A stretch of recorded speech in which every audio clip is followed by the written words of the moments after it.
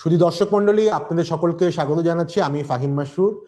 আসন সমীকরণ এই পডকাস্ট অনুষ্ঠানে আপনারা জানেন এই পডকাস্ট আমরা গত 6-7 দিন ধরে করছি এবং প্রতিদিন আমরা বেশ কিছু জেলা যেই আসনগুলো আছে, জেলার সংসদীয় আসনগুলো আছে, সেই আসনগুলোতে আমরা প্রতিটি আসন ধরে ধরে বিভিন্ন ডেটা অ্যানালাইসিস করি, হিস্টোরিক্যাল যে প্যাটার্ন আছে সেটাকে অ্যানালাইসিস করি, ক্যান্ডিডেটদের প্রোফাইল আমরা বিশ্লেষণ করি এবং আমাদের সাথে যারা এখানে উপস্থিত থাকেন বিশেষজ্ঞ, তারা এক নিজস্ব পার্সোনাল প্রেডিকশন করেন।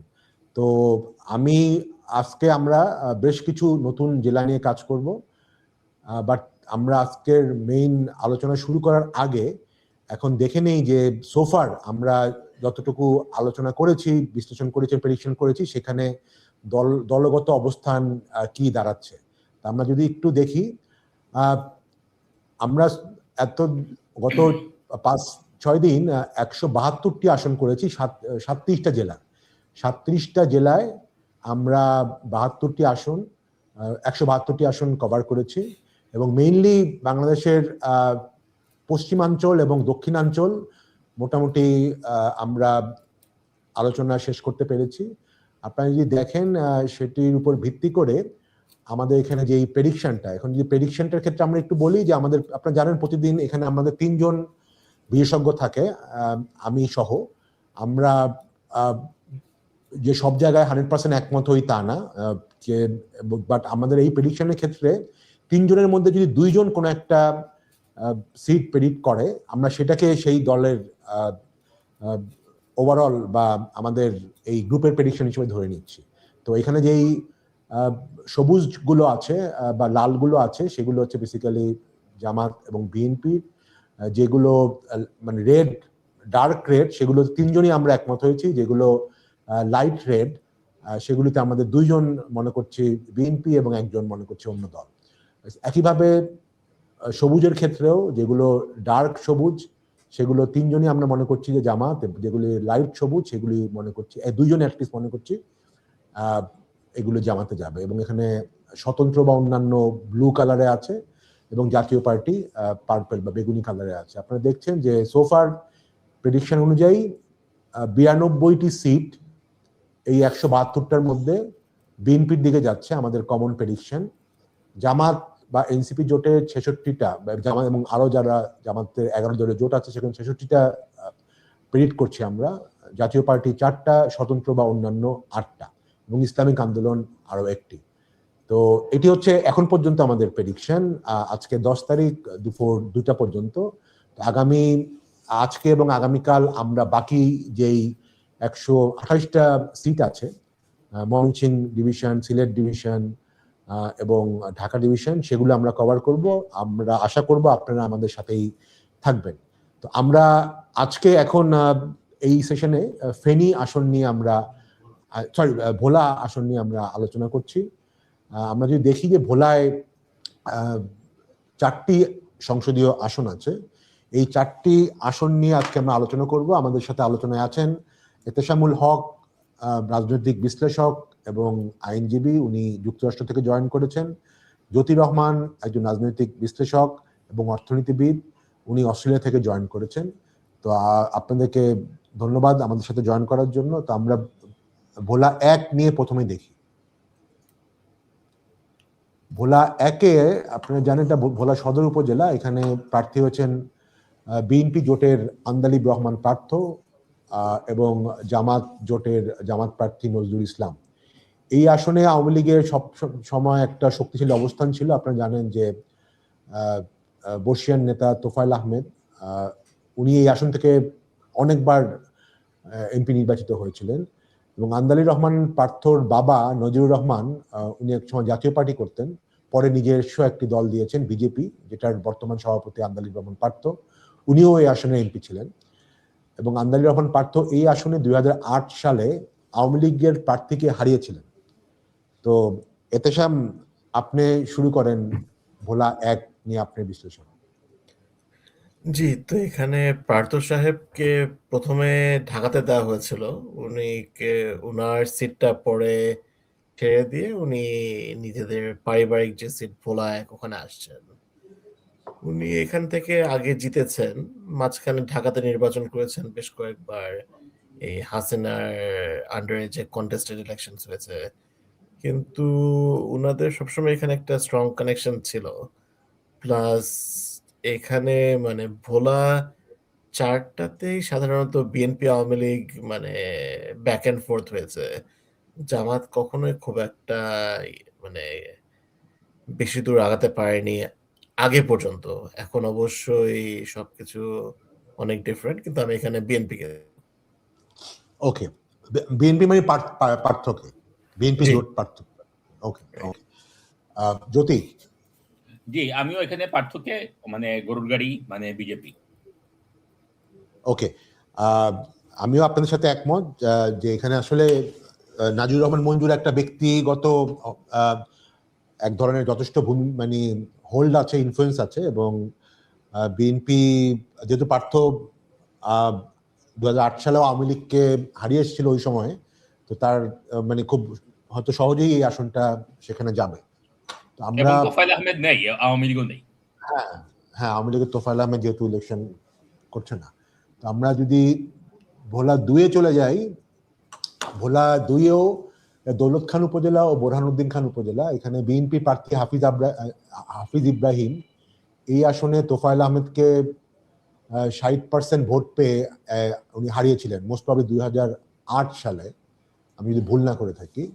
এবং এই আসনে জামাত প্রার্থী 96 সালে নির্বাচন করে, বাট 4.7% ভোট পেয়েছিল। এতেশাম, বাই দ্য ওয়ে, হাফিজ ভোলায় কিন্তু 2জন হাফিজ সাহেব আছেন, একজন হচ্ছেন হাফিজ ইব্রাহিম আর একজন মেজর হাফিজ। রাইট।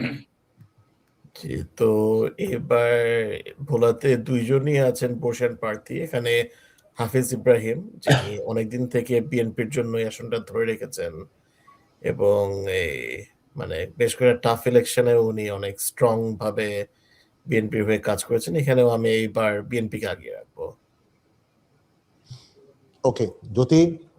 আমিও তাই, হাফিজ ইব্রাহিম ধানের শেষ, কমফোর্টেবল। ওকে, এই আসনের ক্ষেত্রে আমিও আপনাদের সাথে একমত হচ্ছি, কেননা অলরেডি হিস্টোরিক্যালি হাফিজ ইব্রাহিম যথেষ্ট ভালো করে আসছে এবং নিজে এবার যেহেতু প্রার্থী বিএনপি, তো এবার হয়তো খুব সহজেই এই আসনে ভোলা 1 এবং ভোলা 2 হয়তো 2 আসনেই ভালো মার্জিনে বিএনপি জোট প্রার্থী বা বিএনপি নিজস্ব প্রার্থী জিতে আসবে বলে আমরা প্রেডিক্ট করছি। তো আমরা যদি ভোলা 3-এ চলে যাই, এখন ভোলা 3-এ এখানে আরেকজন যে মেজর হাফিজ, উনি এখানে সরাসরি প্রার্থী হয়েছেন, এবং এই আসনে মেজর হাফিজ 6 বার এমপি ছিলেন। যখন অন্যান্য আসনে আওয়ামী লীগ অনেক ডোমিনেট করতো সারা দেশে, সেখানেও তখনও তিনি এখানে বিএনপির হয়ে জিতেছিলেন। এখানে জামাত প্রার্থী দেয়নি, তাদের একজন জোট সঙ্গী নিজামুল হক, বাংলা ডেভেলপমেন্ট পার্টির প্রার্থী, ওনাকে দিয়েছেন ফুলকপি মার্কায়। তো এতেশাম, এটাও কি একচেটিয়া হতে যাচ্ছে? একচিটি হতে যাচ্ছে। 2024-এ যে ইলেকশন হয়েছিল ওখানে মেজর হাফিজকে নিয়ে একটু শোনা যাচ্ছিল ওনাকে আওয়ামী লীগ বেশ ভালো মতো চেষ্টা করছিল অন্য কোনো দলে টানার, ওই জেনারেল ইব্রাহিম, শাহজাহান ওমরের মতো। তো উনি থেকে গেছেন এবং সেটার পুরস্কার হিসেবে ওনাকে স্ট্যান্ডিং কমিটিতে নেওয়া হয়েছে এবং মানে অলরেডি কথাবার্তা শুরু হয়ে গেছে যে ওনাকে কি পোর্টফোলিও দেওয়া হবে। কাজেই মানে ভোট হিসাব করে এখানে আবার উনি জিতে আসবেন মনে হচ্ছে। ওকে, জ্যোতি?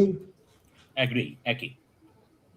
ওকে, তাহলে আমরা এই আসনে খুব বেশি সময় বাই দ্য নিচ্ছি ওয়ে, না। এখানে জাস্ট কুইকলি এদের সাথে আরেকটা টিডবিট অ্যাড করি। 111 এর পরেও মেজর হাফিজ আপনার তখনকার সংস্কারপন্থীদের সাথে মানে 111 সরকারের সাথে তার একটা ভালো সম্পর্ক ছিল, কিন্তু তারপরেও তিনি পার্টিতে টিকে আছেন এবং স্ট্যান্ডিং কমিটিতে আসেন। Is that strong? অ্যাবসলিউটলি। এবং বোধহয় 111 এর পরের ওই সময় এক্সপেরিমেন্টার থেকে শিক্ষা নিয়ে হয়তো উনি আর এইবার এক্সপেরিমেন্টেশনে যায়নি আর কি। তো এনিওয়ে, তো বাট উনি অফকোর্স ওনার ব্যক্তি ইমেজ যথেষ্ট স্ট্রং। তো এবং উনি একজন জাতীয় ন্যাশনাল ফিগারও, তো আমিও মনে করি উনি খুব ইজিলি এখানে জিতে আসবেন। তো আমরা তাহলে এর পরের আসনে চলে যাই, মনপুরা উপজেলা ও চরফ্যাশন উপজেলা। এই আসনে 1996 এবং 2001 সালে সংসদ নির্বাচিত হয়েছিলেন বিএনপির নাজিমুদ্দিন আলম। তাকে এবার মনোনয়ন দেওয়া হয়নি, যথেষ্ট সিনিয়র নেতা, কিন্তু ওনাকে এবার দেওয়া হয়নি। এবারে বিএনপির একটি তরুণ নেতা জাতীয়তাবাদী যুব দলের সাধারণ সম্পাদক নুরুল ইসলাম নয়নকে মনোনয়ন দেওয়া হয়েছে। এই আসনে জামাত সর্বোচ্চ 10% ভোট পায়। অন্য ভোলা আসনের তুলনায় এই আসনে হয়তো প্রতিদ্বন্দ্বিতা হতে পারে। এখানে জামাতের প্রার্থী আছেন মোহাম্মদ মোস্তফা কামাল। যদিও এবার এখানে নাজিমুদ্দিন সাহেব স্বতন্ত্র হিসেবে দাঁড়ায়নি, যেটা অনেক আসনে দেখা গেছে যে আগের এমপি নমিনেশন না পেয়ে স্বতন্ত্র হিসেবে দাঁড়িয়ে যান। এই আসনে আপনাদের প্রেডিকশন কি? এতেশাম। তো আমরা যেটা দেখছি মনে হয় বেশ কয়েকটা জেলাতে, যেসব জেলাতে ধরেন কয়েকটা আসলে একদম স্ট্যাবলিশ নেতা আছেন অনেকদিন থেকে, ওইখানে স্বতন্ত্ররা দাঁড়ালেও মনে করেন যে খুব একটা সুবিধা হবে না। তো যেসব সিটে ওরকম কেউ নাই তারা ওই সিটে ভর করেন। তো এখানে নাজিমুদ্দিন আলম ছিলেন, উনি অনেকবার নির্বাচন করে জিতে আসছেন, ছাত্র নেতা থেকে বেশ নামকরা বিএনপিতে। এই নুরুল ইসলাম সাহেব আছেন, উনি যুবদলের সহসভাপতি। এই সুপ্রিম কোর্টের অ্যাডভোকেট সিদ্দিকুল মিয়াও ছিলেন, যিনি বিএনপির জন্য বেশ ভালো মতো কাজ করেছেন গত 15 বছর। তো এদের মধ্যে নুরুল ইসলাম নমিনেশন পেয়েছেন, অন্য কেউ দাঁড়ায়নি। এই একটা ফ্যাক্টরি সিগনিফিক্যান্ট, কারণ যদি এখানে তিনমুখী হতো তাহলে আমার ধারণা জামাত ভালোই করতো, কিন্তু যেহেতু বিএনপির ভোট মোটামুটি কনসলিডেট হচ্ছে, আমি ওখানে বিএনপিকে আগিয়ে রাখবো। ওকে, জ্যোতি। আমিও এতেশামের সাথে একমত, এবং আমিও কালকের কথাটাই আবার রিইটারেট করব যে বিএনপি লিডারশিপের candidate selection and rebel management, they need to look at that as postmortem. Okay, তাহলে বাট এই আসনে আপনি বিএনপি এগিয়ে রাখছেন বিএনপি প্রার্থীকে। ওকে, আমারও মনে হয় এই আসনে বিএনপি প্রার্থী, যদিও এই আসনে নিশ্চয়ই অন্য আসন থেকে জামাত বেশি ফাইট করবে, বাট যেহেতু বিএনপির সামহাউ অ্যাপারেন্টলি ওনাদের ইনফাইটিংটাকে একটা ম্যানেজ করতে পেরেছে, আমিও এই আসনে বিএনপিকে এগিয়ে রাখছি। বাট মোস্ট প্রবাবলি এই আসনটা ইন্টারেস্টিং হবে যে এখানে জামাত মার্জিনটা কতটুকু কমাতে পারে, যেগুলি হয়তো ভোলার অন্য আসনগুলিতে বেশ ভালো মার্জিন থাকবে। তো আমরা ভোলার 4টা আসনেই দেখছি যে আমাদের 3জনই একমত হচ্ছেন যে 4টা আসনই বিএনপির দিকে যাবে, যেহেতু এবার আওয়ামী লীগ নেই। তো আমরা ভোলার আলোচনাটা এখানেই শেষ করছি। আপনার দর্শক মন্ডলী আমাদের সাথেই থাকুন, আমরা খুব তাড়াতাড়ি বরগুনা আসন নিয়ে আপনাদের সামনে আমাদের আলোচনা তুলে ধরবো। ধন্যবাদ।